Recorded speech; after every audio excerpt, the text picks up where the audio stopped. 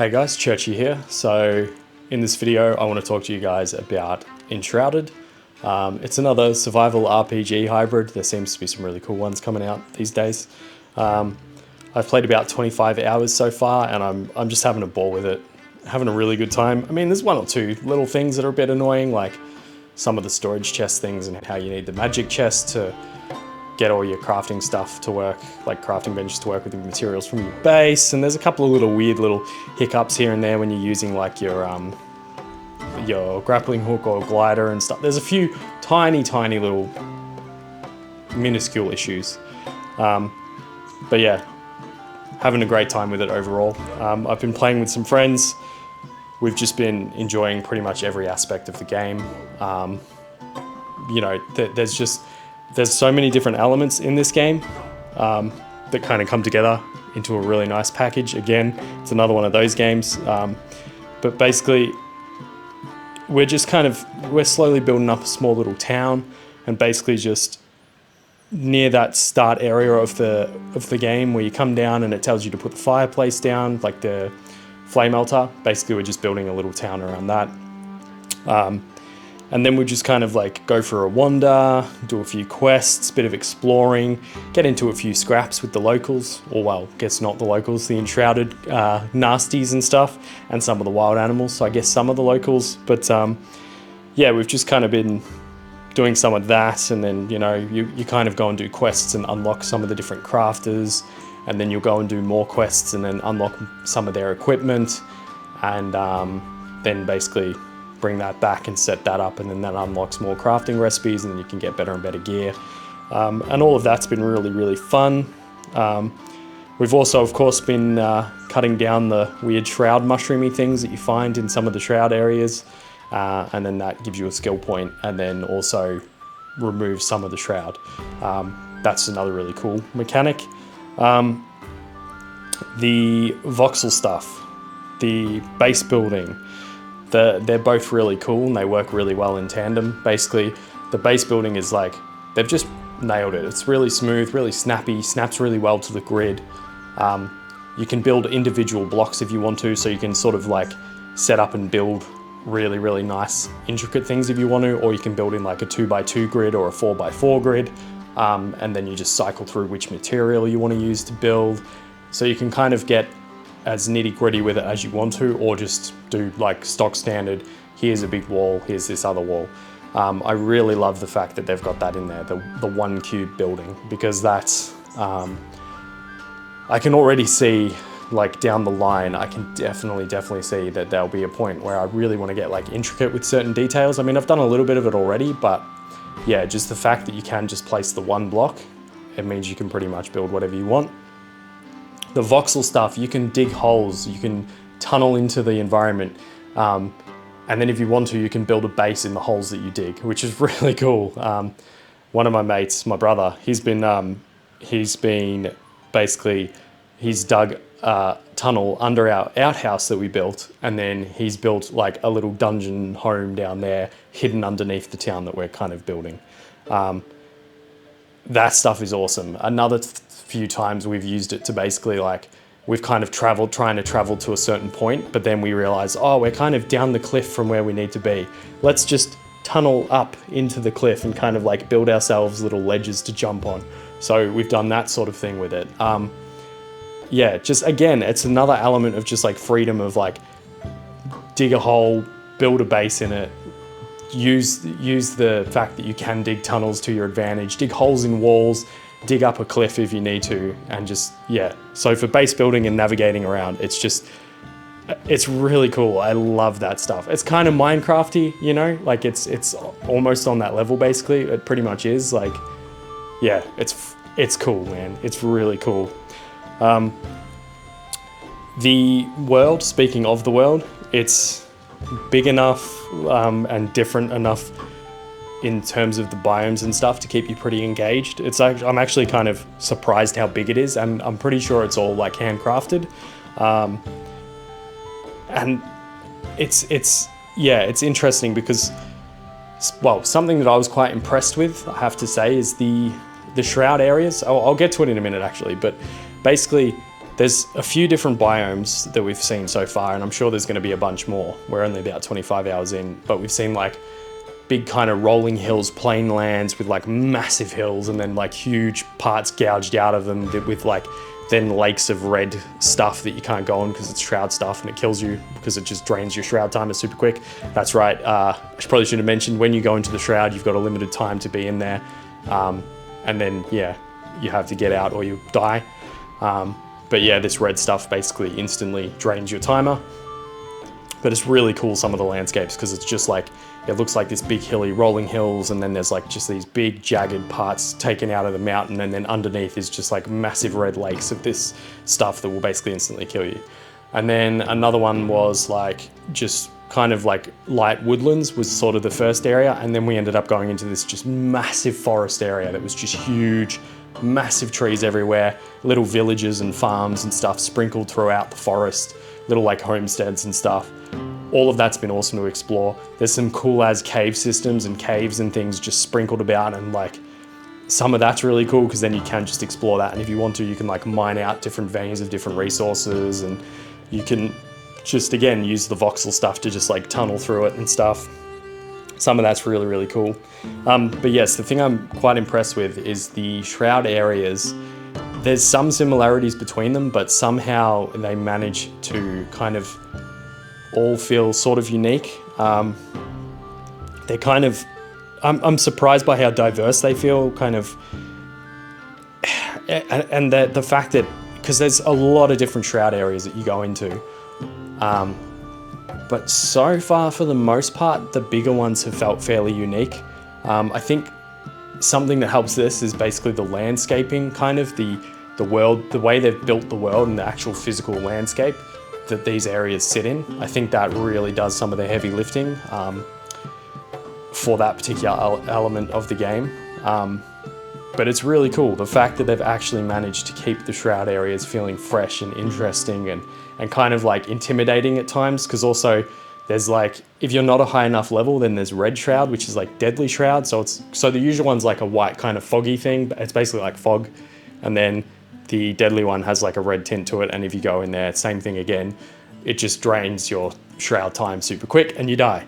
But yeah, there's just some really funny moments and cool moments that have happened. Like at one point, just last night when we were playing, we decided to just like Rambo and jump off a ledge and just, you know, YOLO it. Jumped off a ledge and we're going over the shroud, and we go into the shroud, and then we see, oh no, we're sitting above a massive red lake and we have to get over to that beach over there, and we're just like desperately gliding over there. We made it in the end. We had enough room to make it. But yeah, there's already been little moments like that it builds tension, and it sparks these little adventures and these little moments while you are on your adventures into the shroud, where you're just like, yeah, it feels really good, and it feels really satisfying that there's that little bit of danger to it. Like, but also it feels like they've hit the sweet spot in terms of like how dangerous does it feel, because it's not actually too, it's not too intimidating, you know? They've struck a nice balance. Yeah, with the quests and everything, I sort of briefly mentioned that earlier, how you go and you unlock different crafters and stuff, but basically questing across the land's pretty fun sometimes, because you'll basically like choose a quest that you're trying to go and do, and you'll kind of get cool rewards for it, and just the process of getting to the location is kind of fun. Just like you might get in a few scraps with a few different enemies, and then you might have to like climb a cliff or like go down into a cave or something. And then usually you'll get a pretty cool reward, like whether it's a new weapon, like a nice upgrade, or even better, if it is one of the crafters things, basically you can then, yeah, you take that back to the base, unlock new recipes. And then you start to fall into this really, really nice gameplay loop, basically, where you're pretty much going out, exploring, maybe doing a bit of mining of resources to bring back and use for different things at the base. You'll usually get into a few scrappy fights with a few different enemy types and stuff, maybe do a few quests in a sort of loop around, and then you might kind of head back to base and then turn in with the quests you might have picked up a new crafting bench thing basically, and then you'll set that up, and then, or a new crafting NPC, set them up and all that, and then you just kind of keep doing this loop again and again, but it's really quite satisfying. Hang gliding around the place is pretty awesome. The grappling hook stuff, it's okay, it's kind of fun. The grappling hook stuff's very locked in because it's just a certain grapple points you grapple to them. And there's been a couple of times where it's a bit buggy, a little bit like you're trying to loot a chest or whatever, but the grapple point's so sensitive that it just makes you grapple up to this random point. Or sometimes, like there was one last night as well where I was trying to grapple across to another one, but it grappled to the one behind me, and then that messed me up and stuff. But it is kind of a cool little mechanic. It looks flashy, it looks cool when you grapple hook across a little ravine or something, or like, you know, swing across a gap and then land on the next bit. It's fun. The hang glider is awesome because you just like, as you're traveling around, you unlock these different towers that you can basically fast travel to, but they're really high up the top of them. So it's great because you can just fast travel to those and then hang glide off them and just go for a massive hang glider journey. And as you play, you'll unlock more and more powerful hang gliders and grapple hooks that can basically, you know, grapple from further away. And in the hang glider's case, you can get more and more airtime, which is freaking cool. We're about to get like the 3rd tier of it. I don't know if there's a 4th one, but we're about to get the 3rd tier of it. And yeah, even the 2nd tier of it feels really good. So very excited to see what the next one feels like. But yeah, the combat as well, that's another thing. It's actually pretty good. It's it feels kind of like Dark Souls Lite, I guess is how I'd describe it. There's like dodge roll, you can like tab target and lock onto different NPCs. And then you kind of just like move around and do some dodging. I've been playing very, very ranged, so I haven't experienced a great deal of that. I do dodge around when I am aiming my arrows and stuff, and I manually aim a lot because I like to go for the headshots, because I've unlocked some stuff that makes me do more damage with headshots. And then that's another thing, speaking of that sort of skill-based stuff, like you have a massive skill tree, or I guess not massive, but there's a decent skill tree thing that you can unlock different paths on the skill tree, and you can kind of go for different class archetypes. Basically, it's kind of written them down around the edges. That's really cool. It's big enough and varied enough that you can actually put together quite a few different builds. With the friends I've been playing with, we've basically gone the classic like archer, mage, warrior kind of thing. I'm kind of like the ranged archer kind of character. My friend Ben's been running basically as a warrior. He's just getting up in the thick of it. And then my brother Tom has just been basically been a mage. And it feels good that there's enough diversity there to kind of like play how you want. There's also some crafting skills you can pick up basically in the center of the ring that make you much better at like, well, resource gathering and stuff. You're just better at gathering resources and stuff. So if you want to focus on base building and all of that kind of thing, you can do it, which again, I appreciate that sort of thing. One thing that I did really like, they've actually nerfed it now because it was too powerful. But yeah, when my brother was playing on the mage kind of track, he was kind of going for some nice support stuff. And there's some really cool, solid support abilities. One of them was the healing thing where it was just always healing us. It was just a passive heal that's constantly on. It was a little bit too powerful. They have nerfed it. Now it does feel pretty good. It's about right, I think, now. But what I like is that the support class actually feels really useful in this game if you kind of go for support skills, basically. Because another one he got was every time he kills something, there's a chance that it refreshes not only his shroud timer, but his party mates as well, basically. So it pretty much meant that we could go into the shroud and he'd kill some things and he'd keep refreshing our timers so we could spend a lot longer in the shroud. And the healing thing, it was ridiculous. Now feels pretty much on point. Like it's still very, very effective. As long as they don't nerf it too much, I'll be happy. Because the fact that he has that heal that's just constantly going and like topping us up, it actually makes the support feel really good. And the shroud thing I talked about. But the reason I really like that is because I find that there's a lot of games where support, they just don't quite cut it. And the problem becomes like, they hit a point where, I mean, it's obviously not an issue in this game, as I said, but there's times where it just hits a point where you're like, I may as well just put another DPS in the party or another like tank or whatever, because the support, like the benefit of the support isn't high enough to justify it being there when we could just kill the thing quicker and not have to worry about it. Whereas this game, the support and the way it works has felt really damn good, which I think ties into, because it is like got survival elements and stuff in it too, sort of like in terms of, it's a bit like Valheim, you eat different things, they give you different buffs, and you want to kind of utilize that to get more health and more stamina and magic and stuff. And but basically, because you have to kind of like manage health regen and stuff and like find health potions and things, and you need to craft all that, having an ability that is just constantly healing you and stuff, although very powerful, it feels really good to have a support that is actually worth being there, because they're healing you, they're helping you stay in the shroud longer. And yeah, but anyway, that's my little side tangent about supports, and I love when a game has a support class that actually feels really good. So absolutely loving that. But yeah, so yeah, there's heaps of variety in terms of like how you want to build your character. It's really cool. You also level up your base. You can upgrade the radius that you can build in. That's fairly easy to do. You just get shroud cores, and then you kind of use those to upgrade the radius. You can get those by turning shroud spores into that, and you get shroud spores off a bunch of different shroud enemies. You can also find shroud cores straight up on some of the enemies, which is cool. The other thing is too that you can upgrade the power of the flame melter thing, and then that just gives you like global stat upgrades basically. And then there's also some skills on the skill trees where it's like, depending on the flame shrine level, you'll get more benefits. It'll be like, you know, +1 dexterity for every 2 flame shrine levels, or +1 endurance for every 2 flame shrine levels, stuff like that.